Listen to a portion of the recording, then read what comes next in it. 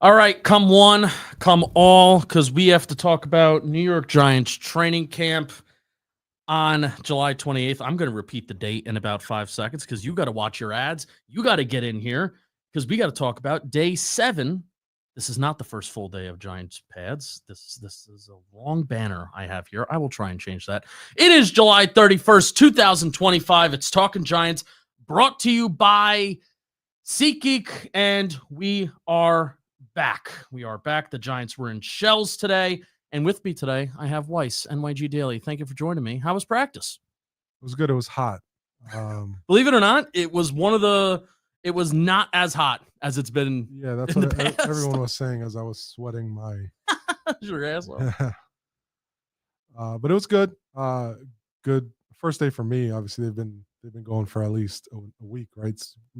This is day 7. Day 7. So it was a good practice. I thought right off the bat, the quarterbacks who I was watching, Russell Wilson, looked really good. Apparently, this was people that were sitting with me saying this is his really not his best practice, but one of his better practices of training camp.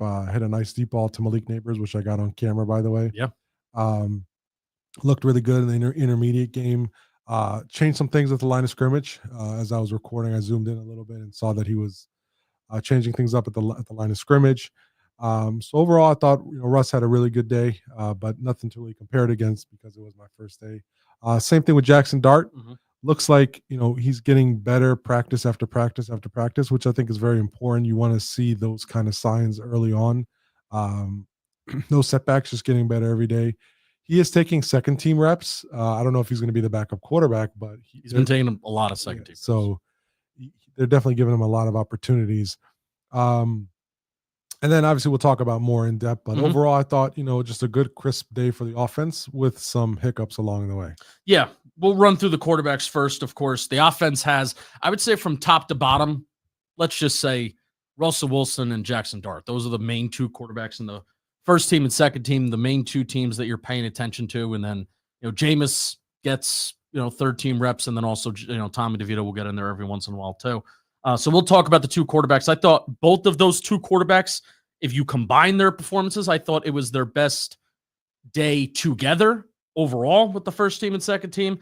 Malik Neighbors was back in practicing, which was a really good sign. Brian Dable said before practice that he's going to be limited, but he really wasn't unless he caught a deep ball and then he would come off for a couple plays. Wan'Dale Robinson is back. Jalen Hyatt's back. They had good practices.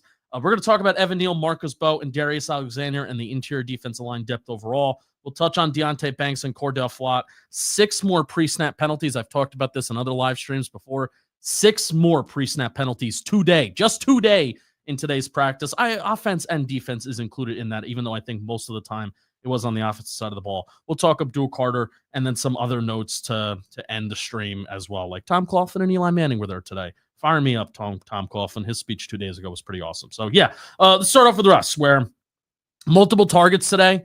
It wasn't just heavy Malik Neighbors, but it was really going towards a lot of receivers. I don't know if a tight end had a first-team catch today. I know Fedoni had some with the third team, and maybe Bellinger had 1 or 2. But Russ, multiple different targets, different areas of the field, including deep inside and outside the pocket as well. Like that big throw to Malik Neighbors. It was a push-off by Malik Neighbors, but still cool to just watch Malik Neighbors catch a deep ball and Russell Wilson really, pin his ears back and throw it deep.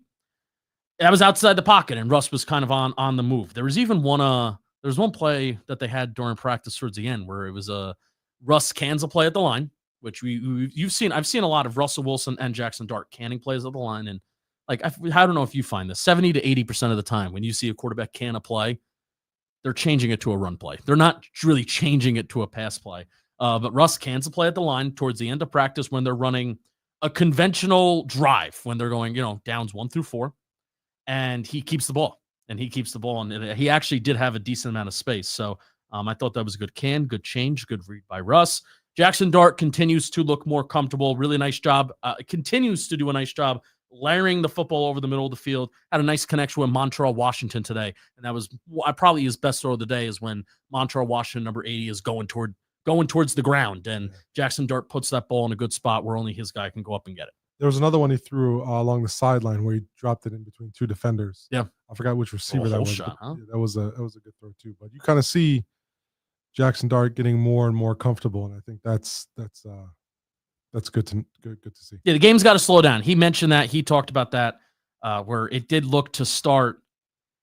I would say the throws where he's holding on to the ball, or the plays where he's holding on to the ball, maybe taking sacks, maybe just tucking in and running it. That's, to me, early on, it was, all right, Jackson Dart maybe not seeing things, or Jackson Dart just learning the experience, having to deal with the speed of the game, versus as camp has gone on, he is still having I'm going to figure out what I can get away with. I'm going to figure out what throws can I make, what throws can I complete in this game, in this offense, and stuff like that. And I don't want him to lose that aspect of his game. And I'm glad that as camp has gone on, he's not only has lost it, but it has looked better. We still haven't seen Dart. Like, you saw Russ today plant his foot in the ground and heave it. Like, we saw Russ's arm. Still haven't seen like the strength, the arm strength, I would say, of Jackson Dart so far this camp. It's been a lot of kind of putting nice touch on the ball over the middle of the field, which honestly I'm kind of happy to see. I'm kind of happy to see that we're not just, sideline merchants living on the sideline. Like, we can put that football over the middle of the field. Because I know that he can throw it to the sideline. We saw it at college, and most NFL quarterbacks, their arms are good enough to put a ball on the sideline, but it's, can you fit that ball over the middle of the field, or even the whole shot stuff, like you were saying. That's what really separates the decent quarterbacks, the average quarterbacks, to now we're talking about, you're good, So that's good. Anything else on Dart from today, at least? Oh, first day. So it's good to see that, the overwhelming opinion coming out of the practice was that, he took another step forward. I think that's very, very important. Neighbors is sick. Glenn Neighbors is practicing. We already know that.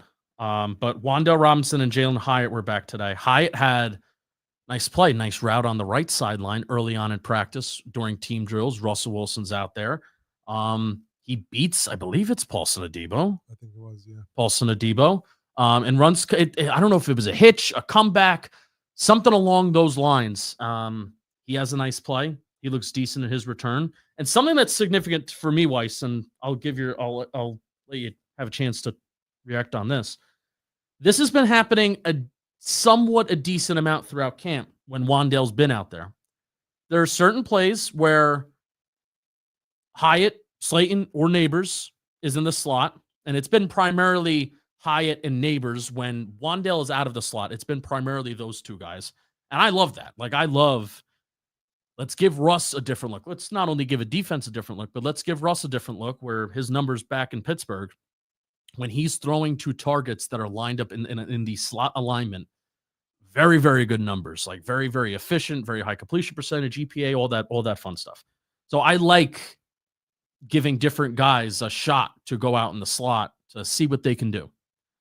What I don't like is putting Wan'Dale Robinson as an outside wide receiver. And that is what they have done a little bit. They flirted with it. I actually do think, as I say that, I do think Wan'Dale maybe had a catch in 12 personnel. Remember this 12 personnel? It was the start of a team period. Yeah. They were running out of 12. And typically when you're running out of 12, you can't really have like a slot wide receiver, because you have two tight ends and then two wide receivers. So it was Wan'Dale on the outside and then another receiver. Wan'Dale makes a catch as Russell Wilson's rolling out of the pocket and kind of making a throw outside the pocket. So I don't know if I fully love that look. I would rather have Wan'Dale come off the field and then just have Slayton, Hyatt, and Neighbors out there, and then any of those guys can go in the slot. But they have been experimenting with Wan'Dale as an outside receiver this summer. Do you think it's an experiment, or it's more so trying to find a role for like Jalen Hyatt? Like, give him every opportunity you can to show us that, okay, if we put you in the slot, you can work, or if we put you with this personnel, you can work. I think that, like we talked about it before about Wan'Dale outside, like, yeah, they could be trying to see if that can work. Mm-hmm. But I think that's catered more to, hey, let's put Jalen Hyatt in the slot, because they're really trying to. We'll talk about Neal and Deontay Banks. Like, they're the guys that they drafted particularly high. They're trying to give them every opportunity they can to kind of find a role in this on this team, in this offense particularly. So I did see it one time. I didn't catch it the other time with Wan'Dale, but my attention was more on, why is he on the outside? Could it be because they're trying to give others opportunities to find a role? So let's talk about giving guys opportunities. Yes. Let's talk about Evan Neal. Now, I'll read you word for word my tweet today because I think this is the best way that I could describe it. We've seen flashes of Evan Neal through the last 2 days of padded practice, but locking into Evan Neal a little bit more today because he was running with the first team a lot. Greg Van Roten is a father for the second time. Congrats on the sex. So Greg Van Roten is missing today's practice, may even miss next practice. I don't know. So there's practices on Thursday, Friday, Saturday. They're off on Sunday. They're back on Monday. And then they have the public gets a break from practice until the joint practices with the Jets. So we'll see when Greg Van Roten's going to be back. But Evan Neal got an opportunity to run at right guard and be the starter at right guard today. Here's my main takeaway so far with Evan Neal at guard. He needs to react better to quick moves at the snap. And I don't think that's a surprise. That shouldn't surprise you if you hear that. It's almost like if he guesses wrong on where a pass rusher is going to go and where a guy is going to go pre-snap, he's going to lose with his feet stuck in cement because he's going to go one way, a pass rusher is going to go another way, and then he's just going to like, oh, there that guy goes, and I can't move because he doesn't move well quickly, I will say. You know, he moves well out. He had a screen today where he moved well out in space, and you know, there was a screen that went to Tyron Tracy, gets out, gets a hat on Micah McFadden. Tyron Tracy's able to run right behind him. So he moves well in certain areas, but I should say there's a difference between maybe moving well out in space and then being quick, you know? Now, once he gets in front of a guy and he's locked in, I think it's really hard for anybody to beat him. There was one play where Abdul Carter was lined up as an interior defensive lineman, as a stand-up interior defensive lineman in that A-gap, B-gap, went up against Evan Neal. Evan Neal got in front of him quick. Evan Neal win. Evan Neal's a big man. Yes. He stands out very easily. But yeah, you're right. I think with Evan Neal, you know, the first 4 years were what they were. I think they want him to be their right guard, and they want to see, can they get something out of Evan Neal or this year and see if they can find a spot for him instead of him going somewhere else and finding that spot. Yeah. You know, so I think they're doing everything they can with Evan Neal to say, okay, we want you to be the right guard. Prove us right. Like, we believe you can be our starting right guard. Prove us right. Like I said, I wasn't here before, so I don't know how the splits were with him and Greg Van Roten. Yeah. But it seems like he's the starter until he proves he cannot be the starter. Yeah. And to me, that's not a real competition. They can call it a competition if they want, but to me, it's Evan Neal's spot to lose. And I thought he was up and down today. He did some good, did some bad. You talked about it more in depth. I love the way he got out on the screen and got that block on McFadden. I think they want to see more than that, but I think they want to be comfortable with Evan Neal at right guard, and I think the bar is particularly low with their comfort level. So if he doesn't win this right guard job, then I don't know what would happen. I still think Greg Van Roten is the starter right now. You think so? Yeah, but what I haven't ruled out, and you know, hey, we were chatting about this pre-show. What I haven't ruled out, at least in my head, is they may work a rotation, which I don't even know if I'm for that. In the past, I've been against rotations. Like, hey, you have your five best or your five best. Don't fuck with it, right? That would be such a horrible mistake. But if Evan Neal is that much of a better run blocker than Greg Van Roten, but Greg Van Roten is just more of a pro, and he is not as much of a liability as a pass blocker as Evan Neal. And there's a certain opponent and there's a certain drive where maybe you want to, quote unquote, establish the run, then maybe that, like, I may talk, like, I am still actively trying to talk myself into it because of Evan Neal's particular skill set of being so big and so strong that he can maybe be a decent enough kick-ass run blocker as a guard. But as a pass blocker, like, we're seeing it. As the first two padded practices, it's been a lot of running the ball, right? They have not thrown the ball a whole lot before they had the break before, basically before Wednesday. Where now they got back to, all right, they were in shells. They weren't in full pads, but still they got shoulder pads on. You know, you can simulate something. Now they threw the ball more today, and even guys but Darius Alexander, which we're going to talk about. Darius Alexander, who genuinely looks slow. Darius Alexander was beating Evan Neal off the stamp. The thing with that is that if this was year 2 of Evan Neal at guard, I would be like, okay, I get it. Yeah. But there's no time. They got to figure it out. It's this year. That's the thing. Like you have to give him an opportunity to be the right guard without, if you start doing this whole rotation thing, they may talk themselves into that the rotation is that shot. I think that you're not going to get your answer then with Evan Neal at guard. You have to play him, and I think you have to see if he can be the guard. Can he grow into it? Obviously, if he's a liability where he was at right tackle throughout his first 4 years, then obviously you can make the change if it's starting to impact your ability to be successful in offense. But you're trying to find, like, is there something with Evan Neal where we can talk ourselves into thinking that he can be here, after this year, whatever. It's too early to say. My point is, you got 1 year left. I think you owe it to yourself because of where he was drafted to see if he can be the guard. Again, if this was year 2 of Evan Neal at guard and the first year wasn't good, I'm all for this rotation. I'm all for a real competition. But right now, it seems like you have to find out if Evan Neal can be your right guard. And I think anything other than just letting him taking the good with the bad right now and seeing if he can grow out of it it would be a mistake. Yeah. So we'll see how summer evolves. Through the first 6 practices, it's been Greg Van Roten, and what they've done with Neal is he's rotated in and out for both Runyon and GVR. It hasn't been one spot exclusively. He hasn't had a spot exclusively. No. Okay. So it's not been one spot. It's not been like what it's been like, what it was like. No, no. Besides being the backup, I believe it was on the left side. Yeah. Besides being the backup left guard for the second team, he's had no exclusive first team. So then I guess it is a real competition. Yeah. And they want him to prove that he can be the right guard. Okay. Yeah, for sure. Let's talk about Marcus Bowe, because there's certain flashes, man, where you got your eyes on him, and there's even certain times where my eyes aren't necessarily on him. And here's one play, for example. As an example, Jackson Dart, one of his best completions today towards the right sideline. Having trouble remembering who it may have been, but Dart makes the throw on the right sideline. I'm sorry. It was Montrell Washington over the middle of the field. Take all that back. Jackson Dart drops back to pass. Montrell Washington going over the middle of the field. And that was one of Dart's best highlight plays of the day. We talked about it a little earlier. But what Marcus Bowe's doing on that right side as the right tackle is handling a stunt and a twist that's happening right in front of him. Really gets out of his stance really well. May have been Timon Fox, one of those backup edge rushers that, he gets out of his stance fast and he deals with that.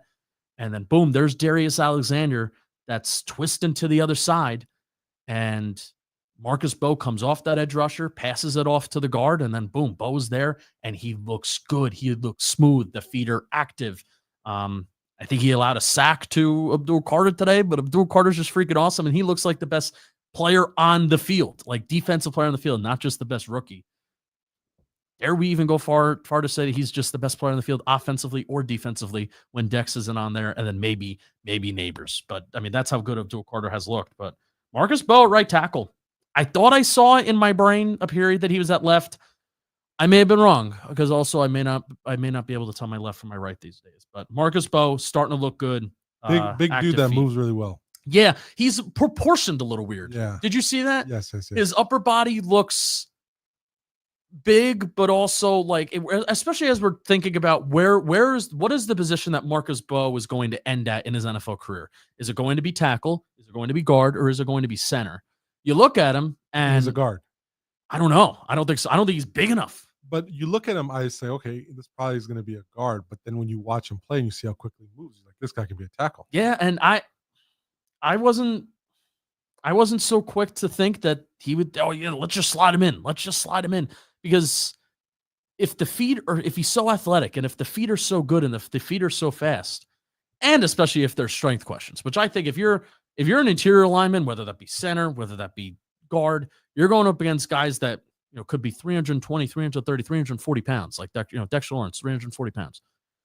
If you have strength questions and also a weight question as an interior offensive lineman, I think that's a bad recipe for just getting your ass kicked and getting pushed back. And that's not what you want as an interior lineman, right? Just to be pushed back right into the quarterback's lap. That's why I don't feel bad giving him a shot at tackle, especially when a lot of these edge rushers are so quick. They're so light. They're 240 pounds, 250 pounds themselves. So, Bo's, like I said, he's proportional a little weird where his upper body looks like, hey, I'm a lineman, but then his legs are kind of a little small. Yeah. His legs are kind of a little tiny. So, build up that strength. But I mean, his athleticism really does stand out at times. So I was really happy to see what we saw from Marcus Bo today. There was even another play where Abdul Carter was lined up as an edge, and then he was stunting to the inside. And once again, he passes off that stunt really well. And whoever was at guard next to him, they pick it up really well. Darius Alexander. Yeah. Give me your. So you've watched. This is your first Giants practice. Yeah. He was one of the guys that I had circled. What did you see from him? Because I wanted to see, because obviously we know that position next to Dex is like open for anybody to take. Should be. Roy Robertson Harris kind of has it, but I think it should be open. Yeah. Darius Alexander, one practice in, my takeaway on him is he does not look ready to play professional football, and it could be conditioning, it could be just the game is too fast for him. Mm-hmm. But when he was on the field, he didn't necessarily look like, oh, okay, like you talk about Marcus Bo, you talk about the things he did well. Yeah. I didn't see a lot of that stuff. Active, energetic. Yeah, I didn't see any of that with Darius Alexander. It just seems like he was not. There were like, for example, there were times where I would look at him on the sideline, and whether it's Brian Cox or Andre Patterson, like they were trying to like get him going, and it just seems like they can't get him going. Yeah. Now, again, there's many things that could be the reason for that. Like we said, it's conditioning. It could be the fact that the game is just too fast for him. He's still growing into it.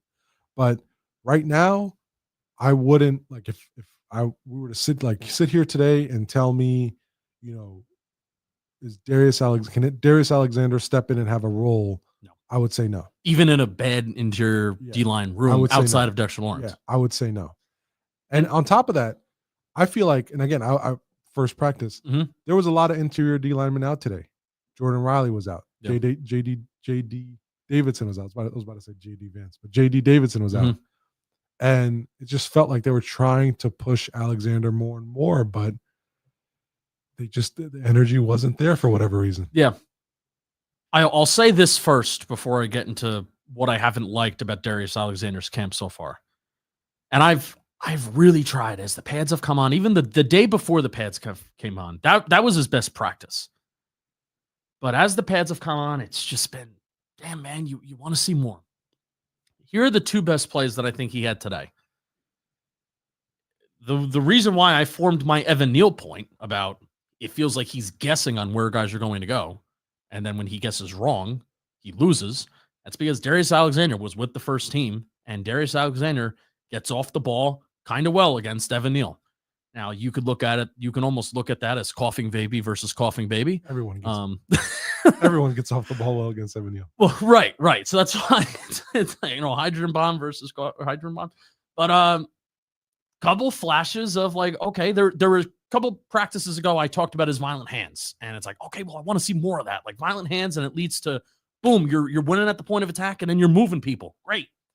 And then today was, you get off the ball well, and you don't even need to use your hands. If Evan Neal's just going one way and you're going another way, great. And then you wreak havoc there. That was two plays. But the majority of what I've seen from Darius Alexander, and let's even forget team drills for a second. Let's forget everything that has to do with actual performance on the field. Just watching Darius Alexander in individuals. No energy. He's the last guy to go. Just no energy. The last guy to go. He's on the end. He's on the end of drills. And he even looks a little slow. Like, I mean, I'm talking about a simple drill as in shooting your hand. It's just in neutral the entire time. And the common theme of this rookie class and why we're so excited about it is, we've talked about Marcus Bo bringing energy because he is an energetic football player because that's how he plays with active feet. Cam Scattaboo, he's coming out of the tunnel every day. Woo! Jackson Dart, like, big catch, goes down the field. Yeah. Like it's just not there. But we're methodical. We're slow. We're not showing urgency, it's tough to see that when you're not on the field. But damn, if we're saying that when we're sitting in the stands, however many feet away, that's pretty bad. if Darius Alexander was an undrafted rookie right now, would you say that he's on your 53-man roster, given on top of the fact of how bad the D-line room is? Take out the fact that he was a third round. Yeah, I would say no, because they like Elijah Chapman more. You know, all the like Ledbetter has an NFL pedigree, and Roy Robertson Harris they paid a lot of money to. So we're already talking about 4 or 5. You know, I'm still high on Darius Alexander. Like, yes, me too. I think it will come together for him, but right now he has gotten off to a very slow start, Yeah. and in an area where the Giants are desperately trying to find someone to fill that role. For sure, it's a little disappointing that there's just not more energy for him. Right. Like, there's no motivation. Like, this is my job. I'm going to take it right now. Not next year, not, by week 8 or 9. I'm taking it right now. Because there should be an opportunity for him to get playing time. They are practically begging him to take this job. And run defense has been a problem. With Dex not on the field. Yeah. It's scary. It's, again, we can wait until we play in preseason games and we can see it for ourselves. But man, oh man, it's concerning. But it's expected because I don't think their interior defensive line depth is particularly good right now. Now, obviously, there's a guy out there that a lot of people are kind of. He may not even be ready until December anyway. Apparently, there's another guy out there that can play defensive line that recently got cut by the Raiders. Well, that's what I'm saying. He may not even be ready until December. That's not what they're saying. I haven't.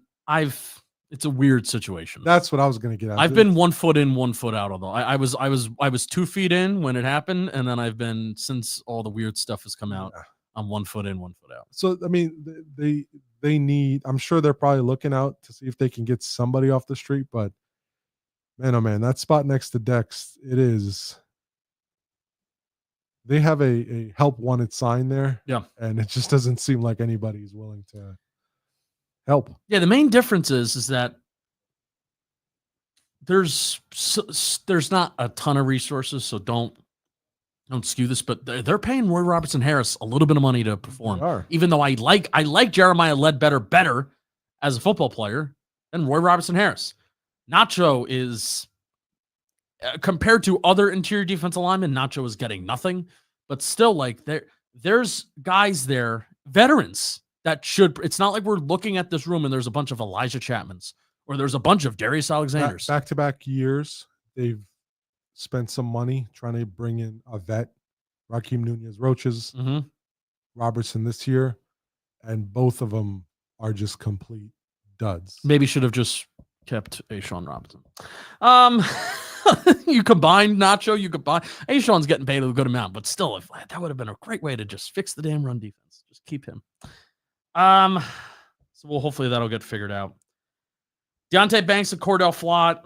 This is the second practice in a row where Deontay Banks started with the first team in walkthroughs. Is that significant? I don't know. But still, even though it was the second practice in a row that Deontay Banks started with the ones, Deontay Banks and Cordell Flott still alternated in and out at CB2.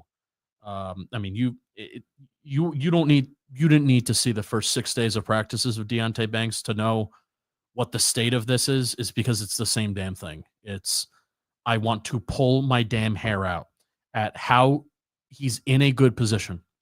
There's even some plays where Cordell Flott is just, okay, Cordell Flott got beat. That's very rare to say about Deontay Banks, but what Cordell Flott can do is Cordell Flott, even though he can't do it all that well, like he's no Paulson Adebo with making a play on the football, but he could still force an incompletion and he could be somewhat aware for when the ball is arriving. Deontay Banks has zero awareness, and it is making me want to do something violent of like, what the fuck does this guy have to do to simply just turn his head? Or even what the road that I think he's trying to go on, Weiss. I think he's trying to, I'm not going to be a guy that's going to turn my head, but I'm going to try and read the receiver's hands. And then I'm going to try and make a play on the football there as the ball is arriving, or when the guy flashes his hands, that's where I'm going to try and stick my hand out as I stick it in your shot. Maybe that's it. That's because the plays and the incompletions that he's forced so far this summer, that's what he's tried to do. But Weiss, man, he's going to lose this job if he just continues to allow completions. It doesn't matter where he is or if he's in a good spot. He will lose this job. If he will. If being a great cornerback was simply just keeping up with the guy, I think he'd be an all pro. Start showing highlights of Revis, man. Like it's pretty crazy because they've changed the DB coach. They've taken a lot off his plate, bringing in a Debo. Mm-hmm. They've also brought in guys on the back end that I think will help him out. But it is tough to watch, and it continues to happen. It happened today a couple times too, where if he just turns his head, he can make a play on the ball. But again, I think given where he was drafted, first round pick, it's similar to Evan Neal, but more so with Banks because this is his third year. Yeah. And, there isn't a lot of the other stuff, although effort was a problem with him last year.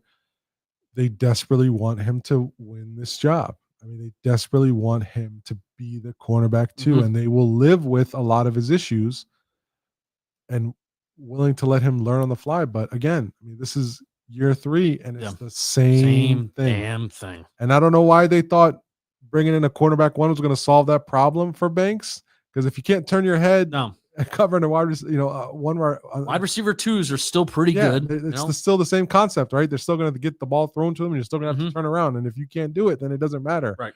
But with Flott, I mean, Flott, like you said, makes plays on the ball. Again, my first practice he got the majority of the first team reps. I want to see what happens the rest of the week and going into next week.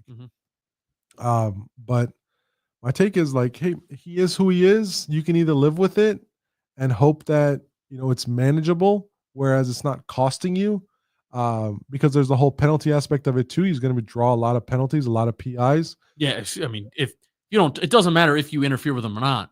If you don't turn your head, that's just a clear for the officials to be like, beep. Exactly. So again, it's how can they manage it going forward where it's not going to cost them games. And I think that's going to be the big thing. But like you said, I'm surprised they thought that moving him to cornerback 2 was going to fix his issue, but clearly it hasn't. Final notes, and then we'll open up to the chat for a couple minutes here. There were 6 pre-snap penalties today. That's a problem. And you know what? 2 of them was on Jermaine Illuminor, now that I go back and think about it. 6 pre-snap penalties. I think most of them, I would say, if I had to put a number on it, I would say 4 of them were on offense. There was one time where Dart was able, with a hard count, Dart was able to get an offside penalty, which was really nice. That was actually something that, shout out Research Rick, that was something that Research Rick tweeted out this morning, that Dable defended Dart, because I think Boomer and Gio, they were kind of joking about the whole John Gruden, there's no snap count thing. Right. So Dable was very quick to stop them and interrupt them as they were starting to maybe talk about that and be like, oh, Dart's gotten some guys with some hard counts this camp. And clearly, but I think both sides have been sloppy. And I want to stop talking about this because, all right, who cares about pre-snap penalties? But six, it's been an issue through the first 6 days. And now there were 6 more today. On top of the snaps going over Russell Wilson's head. And on top of all the other, there was one particular day where JMS was bad with snaps, but put that on top of it. The team that I'm watching right now, there's excitement, sure. There's flashes, sure. But as a football team through the first 7 days, if you ask me, is this a disciplined football team or is this an undisciplined football team? I say this is an undisciplined, sloppy football team that I've seen through the first 7 days. I'm going to give them the benefit of the doubt a little bit because I do think a new quarterback changes a lot of the things. 3 new quarterbacks, sure. There's a lot of moving parts there. Everybody has a different cadence and a different tone, does things differently. So I'm going to give him the benefit of the doubt there. But the alarming thing was the 2 on Illuminor because he's the veteran. You expect the young guy to make a mistake, or Evan Neal, who you're playing at a different position. But I want to see when Thomas gets in there and they, things start to settle down with the offensive line. I want to see them. But yeah, listen, pre-snap penalties, what you said, 6 of them today? 6 today. Yeah. And it's been an issue for the last week. That's an issue. Yeah. I think one was on defense too. I think Paulson Adebo, I think it was a field goal attempt. He went early. Yeah. I think Dable called that penalty. Oh, they were going to run a fake, by the way. Yeah, they were. Did you see that? I did. Yeah. They were going to run a fake. Was it a design fake or was it because Adebo jumped? I think I think it was designed. Because Dable instantly stopped it. I was like, stop. Yeah. I don't know if it was a I design don't thing. know. Well, they don't kick it. Because I didn't see. They don't kick it. I know, but I didn't see any receiver go out. Manhurts started running out late, so maybe it was improvised. Like we're gonna practice this. Right. I don't know. They piss me off with how they the quarterback draw really pisses me off. We went to the Lions, right? We went to the Lions a couple years ago, and we're like, holy shit! They're like practicing. They're like running shit. What do they do? We play patty cake. It's glorified patty cake. So I'm not the only one that senses like this is like we practice for 10 minutes, then we just do. Right. It's the same thing, man. But that's what, when we went to the Lions a couple years ago, it's like, holy shit. Like they were practicing special teams. We don't do that. We don't even kick field goals. No, in this drill that we're describing, the ball would be snapped. Gillian doesn't even put it down, and then Gano will like just practice to kick it. They don't even kick it. Given the kicking problems the last they just 2 line years, up. You would think that they would kick field goals. I don't know. And they're keeping 2 kickers on the roster. So like they don't even, does the international pathway player count? My point is that you let them kick a damn kick a field goal. This is where you practice field goals, right? It's training camp. I don't know. Sure. A lot of people have talked about how the last 2 days where the padded practices were pretty intense. Okay, because it was hot. Today's practice was slightly over an hour 45. Sure. I have not watched this Giants training camp and said this is an intense training camp. I would like to see more 11 on 11. Today they did a lot of it. I feel. I still. I know, right? You're saying this after your first day, and I'm telling you, like that was because you want to know why they just let them run. They just do operate a normal drive. It wasn't second or third down. Put it the ball red zone. Put the ball at the 20-yard line. Yeah. And say, give me a 6-minute, drive where you get into the end zone. They also have so many mounts. Or you get into back. Well, they have 2 fields, can't they? I don't know. It's just. It's what Judge used to do. Coming out of it, kind of like it. I'm like, that's it. Like they start an 11 on 11, and in 10 minutes it's over, and they're back doing. Yeah. So which brings us to towards the end of practice, there was a conventional drive down the field by the Giants' first team offense. They kind of worked down the field relative ease, but once they get inside the 10-yard line, the drive stalled. Both quarterbacks have that issue. On a 4th and 1 at the 1-yard line, Javon Holland with the nice pass breakup. Giants turnover on downs. Giants can't. That was a weird play because I think Tracy and I forget what the receiver was. Maybe it was Slayton. Right in the same area. Yeah, I think Russ was aiming for Tracy and kind of just went over him, running a flat out of the backfield, thinking that he can get yards after the catch and maybe score. But no, did not happen. Javon Holland with a nice pass breakup. Maybe even could. We'd love to see Dable say, "Hey, come back, run that play again." No, period over. I do like the whole. You got to deal with consequences. Like you don't get a chance to run that play again. Still practice. I know. It goes. I feel like it's a two-edged sword there. There were times when I would look over at Tom Coughlin and he was like, "Oh, the pre-snap. We lost the game because of illegal procedure. Get your ass down." I mean, I saw him one time talking with his hands to somebody, and I just imagine him telling like, "6." There were 6 of them. When I was doing training camp, that's pretty fucking embarrassing. I will say, like, if I'm Dable after practice, I'm like, this fucking Hall of Fame coach that won 2 Super Bowls for this fucking team, and you committed 6 pre-snap penalties. 6. We lost the game with Eli. Eli was there today too. Other notes, then we'll open up to the chat. Art Green had a nice practice. Art Green, backup corner. He stacked good practices on top of each other. He had the one-handed interception. He almost had an interception today. Had a pass breakup. And we eventually came to realization as I was preparing my notes, he's benefited off of Jameis Winston being the QB while he's on the field as to why he's been able to make plays on the football. Not that I don't love Jameis Winston. We love Jameis is just funny. Yeah. That's been Jameis. When they take off and run, Jameis is always at the front of the line. Yeah. Jameis just runs. That's been his, even with the ball in camp when you're like, dude, you're not a runner. We got to figure out what's going on with Cam Scattaboo. Because he's had some good practices, but he wasn't involved in team stuff today. But he was out there with Indies, right? You said? I saw him a little bit do some individual stuff. But no team. So that's a little concerning. That was a guy that was out throughout all of spring. Hopefully he's good. And then I got guys who were returning punts today during special teams period. Amir Smith-Marset, Darnell Washington, Jordan Bly, Gunnar Olszewski, and Dalen Cambry. They were all returning punts for the Giants during special teams period. That is all the notes that I have. Looked a lot better returning punts than years past. I remember years past people couldn't even catch the ball. Because there's like 3, there's at least 3 guys that like that's what they do. Dalen Cambry, Dalen Cambry like splits time. What's cool about Dalen Cambry is that he will split time between like being a gunner, and then they'll put him with the returners. Like they have him doing both.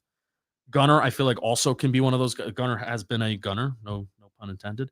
And then Amir Smith-Marset, I think he's making the team. I think Amir Smith-Marset is the main returner.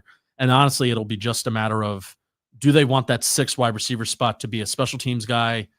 Like, do they feel Bo Collins can be a special teams Jordan guy? Bly, Also, dark horse. maybe. I don't know. I feel like it's more or less Bo Collins, Gunnar Olszewski, and Dalen Cambry.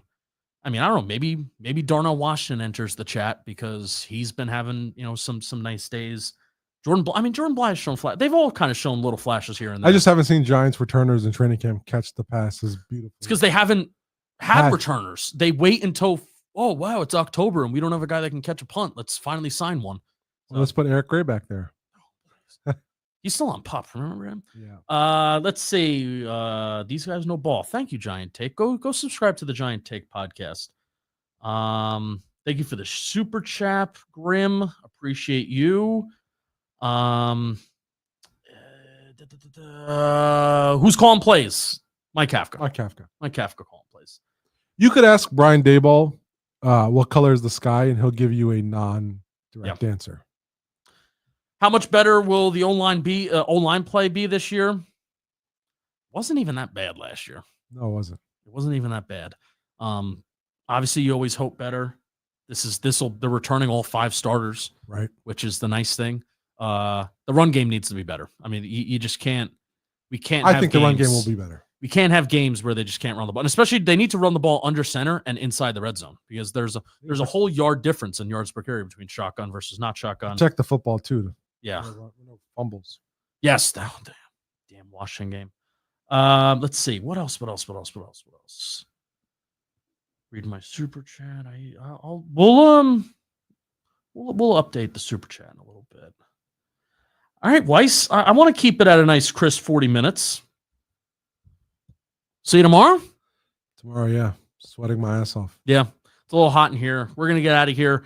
Thanks for watching. Like, comment, subscribe. We'll see you tomorrow for another recap. And let's go Giants. Practice.